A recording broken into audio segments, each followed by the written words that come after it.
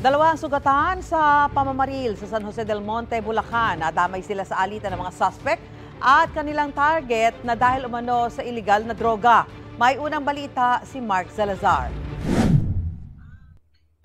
Pasado hating gabi nitong Sabado, hagip sa CCTV ang tatlong lalaking tila may minamanmanan sa Eskinita sa Pabahay 2000, Barangay Muzon, San Jose del Monte, Bulacan. Bigla silang naglabas at nagpaputok ng baril. Nagpulasan ng mga pinaputukan pero dalawa sa kanila ang tinamaan. Base rin po sa mga salaysay ng mga biktima po yung may isang lalaki na nagsadya sa kanila nakisindilan ng sigarilyo. Ang alias doon ay alias Bilog. Nakisindi lang sa kanila ng sigarilyo nang maya-maya may dumating na tatlong katao na armado ng mga baril. Doon na walang habas na pinagbabaril yung ano. Kaya itong dalawang biktima ay natamaan po sa iba't ibang parte ng katawan nila. Ito si alias Bilog na target daw ng mga suspect pero nakaligtas.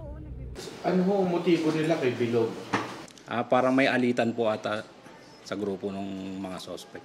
Mas maganda pong si Bilog ang magsabi sa amin kasi mas kung gusto niya po magsampa rin ang kaso laban po sa mga tatlong suspect, maaari po siyang magsadya rin sa aming himpilan para po maliwanagan kung ano po ba ang motibo ng mamamaril laban sa kanya.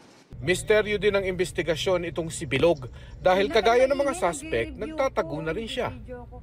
Ano sabi ng anak niyo, kilala niya ba yung si Bilog? Parang kasi lagi naman sila nagpa-basketball. Basketball kasi ang laro ng mga yan. Pagtapos sa mga trabaho nila. Usap-usapan lang po dun about sa drugs daw. Nagkalokohan daw po yung Bilog tsaka yung ng baril. Natukoy at nasampahan na ng reklamo ang tatlong namaril na patuloy na tinutugis. Yung mga suspect po, hanggang sa ngayon hindi pa rin po matukoy kung saan po ang kanilang mga pinagtataguan. Kasi pinalo po ng tropa, hindi na po naabutan doon sa pinangyarihan po. Nakalabas na ng ospital ang dalawang biktima ng pamamaril. Patuloy ang investigasyon sa krimen. Ito ang unang balita. Mark Salazar para sa GMA Integrated News. Igan, mauna ka sa mga balita, mag-subscribe na sa GMA Integrated News sa YouTube para sa iba't ibang ulat sa ating bansa.